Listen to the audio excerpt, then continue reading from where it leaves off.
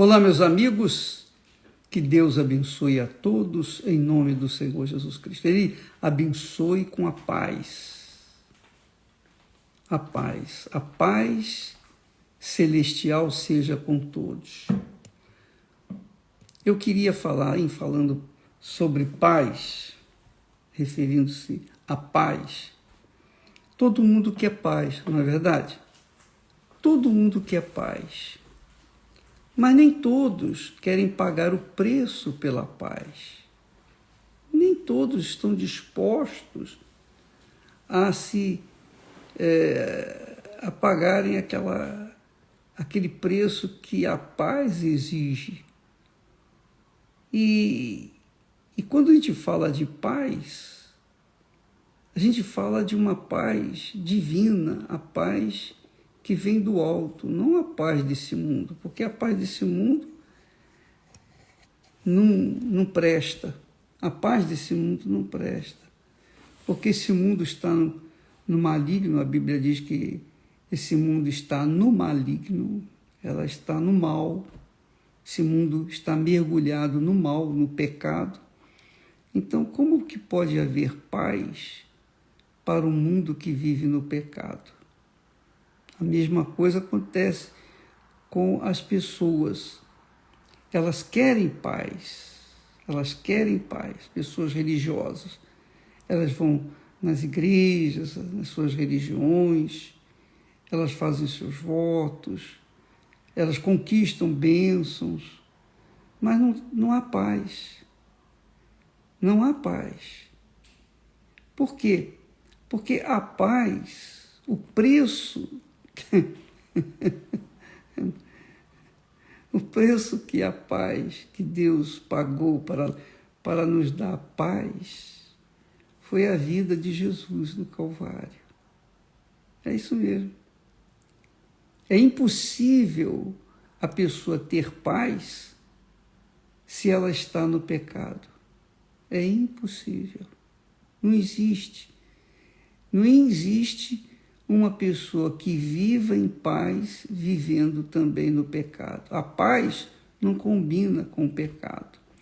E eu estou me referindo à paz de espírito, a paz na alma, a consciência, a paz que vem do alto.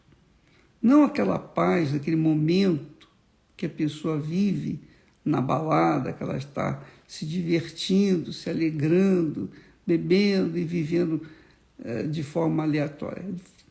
Eu estou me referindo à paz que a pessoa tem dentro de si, carrega consigo como se uma joia preciosa. Ela carrega consigo, esteja em casa, esteja no trabalho, na rua, fazendo compras, qualquer que seja a sua atividade, 24 horas por dia, ela tem paz. Ela está em paz. Ainda que tenha do lado de fora uma guerra. É uma guerra contra o mal.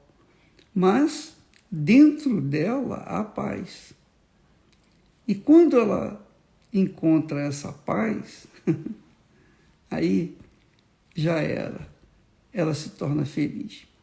O apóstolo Paulo ensina, o Espírito Santo, através de Paulo, diz assim: tendo sido, pois, justificados pela fé,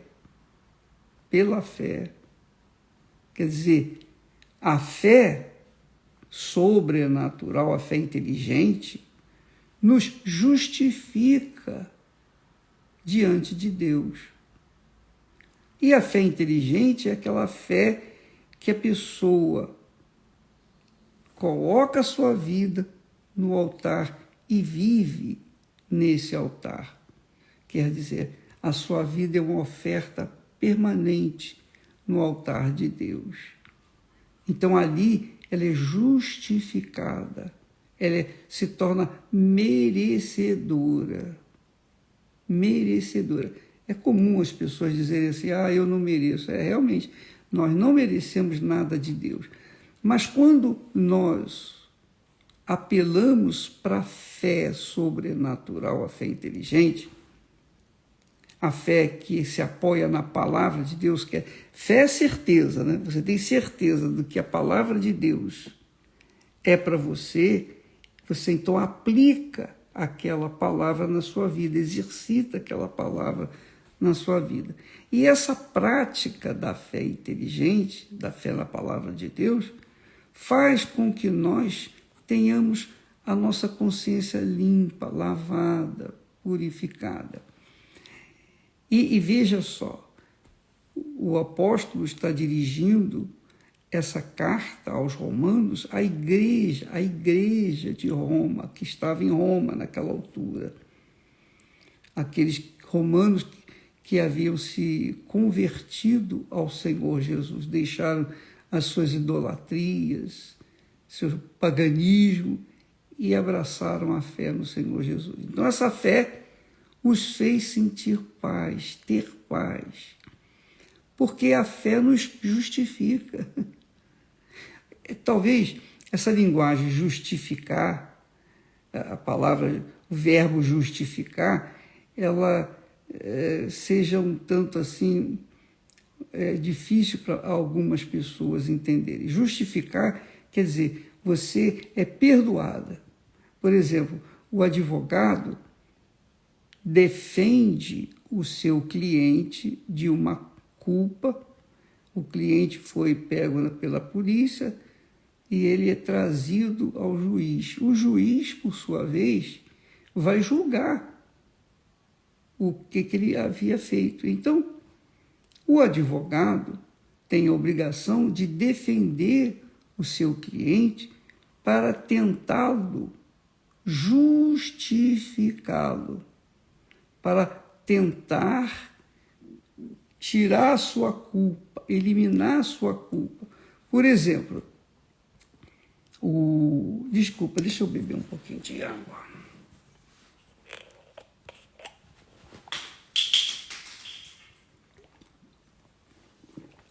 Olha só, o sujeito cometeu um crime e então ele é levado perante o juiz. Mas em que circunstâncias ele cometeu aquele crime? Em que circunstâncias? É isso que o advogado vai trabalhar. Ele vai trabalhar nas circunstâncias em que aquela pessoa cometeu o crime. Então, se o crime foi previamente planejado, então o advogado que defende o cliente, ele fica sem substância para poder defendê-lo, porque ele premeditou o pecado, que é a iniquidade, né? A iniquidade é isso, a pessoa premedita o pecado, ela dá vazão, ela dá vida àquela ideia que ela projeta. Isso é iniquidade, que é pior até de que pecado. Mas o advogado, então, ele fica sem substância para poder defender o seu cliente, porque o promotor, que é o acusador, ele diz, não, ele planejou a morte desse homem, está aqui provado, tenho provas aqui. Então, as provas incontestáveis mostram que aquela criminoso, que o cliente daquele advogado, ele realmente merece ser condenado. Agora, se o crime foi cometido num ato de raiva, de ira, de repente amassou o carro na rua e o outro saiu, deu um tiro no outro, houve briga e um matou o outro. Então, o julgamento do cliente, daquele criminoso, embora tenha sido um crime, o julgamento tem outro parâmetro, tem outra linha de ação para defendê-lo. Então, o advogado vai dizer, olha, senhor juiz, meritíssimo, o que acontece é o seguinte, o senhor sabe que num ato de ira a pessoa aquilo que não deveria fazer. Ela fica com raiva, as suas emoções são muito fortes e ela toma uma decisão, né? E ele vai tentar defender o seu cliente usando aquele argumento. Foi autodefesa, foi autodefesa. Aí o juiz vai considerar as provas a favor e contra com o cliente dele, do advogado, e vai julgar. Ora, é bem interessante você entender essa parte. A mesma coisa, a outra pessoa matou a sua mulher ou matou o seu marido. Por que matou o marido? Qual foi a razão de tê-lo matado? Então, o juiz vai julgar de acordo com as circunstâncias que aconteceram aquele crime. Compreende o que eu estou falando? Agora, quando a Bíblia fala que nós somos justificados pela fé, isso é claro, é claríssimo. Porque aí o crime, que é o pecado, não tem fiança, não tem esse negócio. Por que ele cometeu aquele pecado? Não tem isso. Ele cometeu o pecado.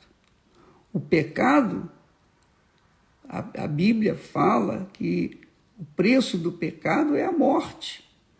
E todos os que pecaram, todos os que pecam, todos os que vivem no pecado vão morrer, e não morrer simplesmente como todo mundo morre. Todo mundo morre, justos e injustos. Mas os que viverem no pecado vão morrer no pecado e vão viver a eternidade na condenação eterna. Então, quando nós temos a fé no Senhor Jesus Cristo, isto é, quando nós obedecemos a sua palavra, a sua voz, praticamos a sua palavra, então, automaticamente, nós somos justificados. Os nossos pecados são perdoados. Por quê? Porque Jesus pagou esses pecados lá no Calvário. Essa fé é que nos faz sermos justos diante de Deus. Ninguém é justo pura e simplesmente porque faz caridade, porque é bonzinho, porque não faz mal a ninguém. Não. A justiça divina só se aplica, quer dizer, o que é justificado, a justiça que Deus justifica, é somente para aqueles que realmente têm a sua fé aplicada, exercitada no Senhor Jesus Cristo. Então, Paulo fala aqui em Romanos capítulo 5, isso é muito... Eu gosto muito desses textos, especialmente aqui de Romanos 5, porque, por exemplo, eu vou falar da minha pessoa. Quando eu encontrei com Jesus, antes eu não tinha... eu achava que eu não era pecador. Ele morreu pelos meus pecados, mas que pecados eu cometi? Eu não mato, eu não roubo, eu não estava roubando, não estava matando. Mentira, eu falava umas mentirinhas, claro. Incrédulo. Engano, eu enganava também, mas eu nem considerava isso. Eu pensava que pecado era só matar, roubar, adulterar, enfim, coisa dessa natureza. Como muita gente pensa que pecado são só aqueles pecados grosseiros. Não, eu achava que eu não tinha pecado. Então eu aceitava Jesus, mas não mudava a minha vida. A minha consciência sempre me acusava, de forma que eu tinha medo de morrer e ir para o inferno. Quer dizer, quando a nossa consciência não está limpa, lavada no sangue de Jesus, então ela nos acusa dos nossos pecados. Mas eu não achava que tinha pecado. Mas a minha consciência provava que eu tinha pecado porque não me deixava em paz. Se eu morresse naquela altura, eu ia para o inferno. Então, eu quero que você entenda bem o que significa a palavra justificados. Quando o apóstolo diz justificados pela fé, quer dizer, nós não temos méritos, eu não merecia ser justificado, perdoado, mas porque aceitei Jesus, eu creio em Jesus como meu Senhor, meu Salvador, eu creio que Ele morreu por mim, pelo meu pecado. Eu pensava em mim. Então, Senhor, eu reconheço que eu reconheço o meu pecado. E foi o Espírito Santo, e é o Espírito Santo que nos convence do pecado. É Ele que convence. E Ele me convenceu do meu pecado. Quando eu vi o meu pecado, meu Deus do céu, foi um pega para capar. Desculpa lá a expressão, mas foi um Deus nos acuda, porque eu fiquei desesperado. Eu vi o meu pecado. Eu vi o meu pecado. Era terrível, era cruel. Eu vi, Deus me deu olhos para me ver como Ele via os meus pecados. E então, desesperado, eu falei, quem pode me salvar? E o Espírito Santo, então, me levou até o Senhor Jesus, que estava pronto para me salvar. E Ele me salvou. A partir dali, eu perdi aquele medo de morrer. Eu perdi aquele medo do diabo. Eu perdi aquele medo do inferno. Eu perdi completamente, porque a minha consciência já estava agora limpa, pura. E essa consciência pura, limpa, me dava uma paz permanente. E eu gostaria que você tivesse essa paz. Com licença. Eu gostaria muito que você tivesse essa paz, para que você pudesse avaliar as palavras de Deus. Então, justificados, pois, pela fé. Justificados pela fé. Eu não sou justificado pela graça de Deus, não. Eu sou justificado pela fé no Senhor Jesus. Eu tive que fazer a minha parte. Deus nos dá a graça de nos perdoar, de nos aceitar, de nos convencer do nosso pecado. Mas cabe a cada um de nós decidir se aceitamos o sacrifício de Jesus para nós, se cremos no sacrifício do Senhor Jesus para nós, e por conta disso, por causa dessa crença, então nós começamos a praticar a palavra dele, obedecer a sua voz, aí sim, há uma conexão, há um casamento entre nós, quer dizer, uma aliança entre nós. Deus fez a parte dele e eu fiz a minha parte. Então eu vivo em paz. Eu tenho paz. Ainda que do lado de fora haja sempre guerra. Então, você verifica que essa fé que o apóstolo Paulo fala aqui, que nos traz a paz, se ela não estiver dentro de você, você não vai ter paz. E eu falo paz na consciência.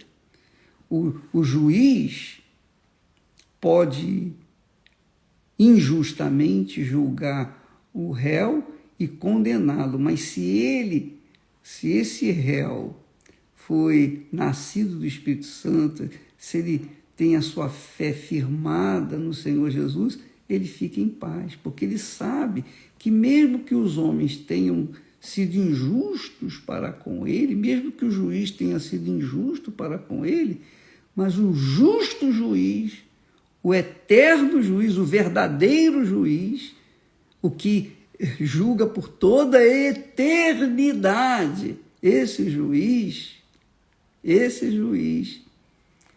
me absolveu.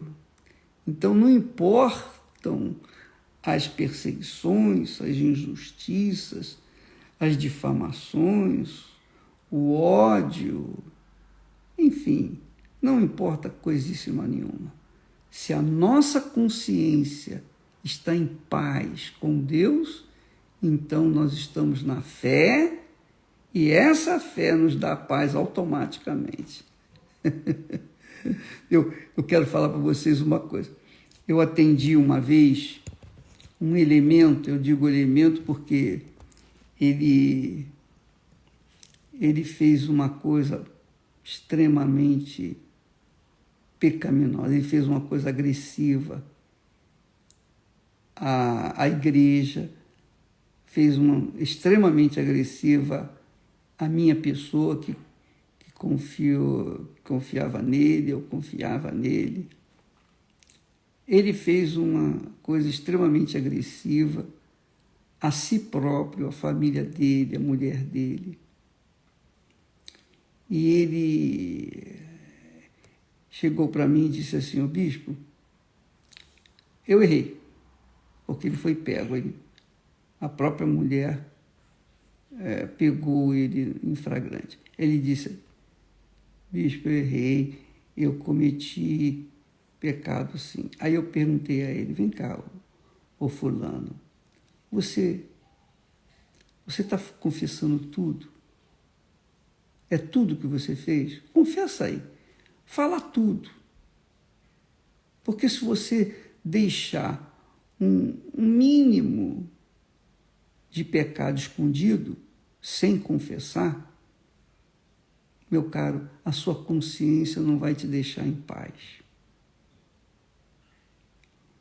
Você não vai ter paz". E ele disse: "Não, estou confessando tudo". Só que, depois dele ter confessado uma partezinha dos seus graves pecados, ele continuava tenso, nervoso, o semblante caído. Ele ficava inquieto, os olhos dele estampavam uma tristeza imensa, porque ele havia perdido a paz, mesmo confessando parte dos seus pecados. Então, é assim, se a gente confessa os pecados, Deus é fiel e justo para nos perdoar. Mas a confissão não pode ser apenas pela metade, nem 90% apenas. Tem que ser 100%. Então, quando há pecado, enquanto houver pecado, não haverá paz. Não haverá paz. Escute o que eu estou falando. Por exemplo, eu estou falando com você agora e você pode sentir a paz que eu tenho, porque essa paz eu passo para todas as pessoas, independentemente se elas creem ou não, mas eu estou passando aquilo que eu tenho, eu estou dando o que eu tenho. Então, muitas pessoas podem, nesse momento, sentir um alívio, uma sensação de bem-estar, mas acabou aqui o live e a pessoa continua no pecado, ela volta novamente a sofrer.